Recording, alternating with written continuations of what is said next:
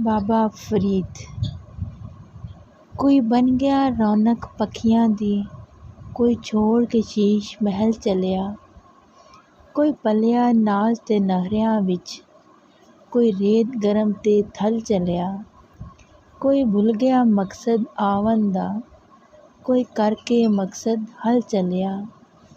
ਇੱਥੇ हर कोई फरीद मुसाफिर है, कोई अज चलिया कोई कल चलिया।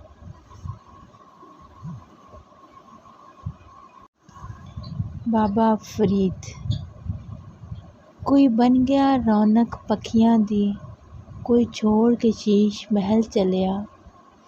कोई पलिया नाज ते नहरियां विच, कोई रेत गरम ते थल चलिया। कोई भुल गया मकसद आवन दा, कोई करके मकसद हल चलिया। ਇੱਥੇ हर कोई फरीद मुसाफिर है, कोई अज चलिया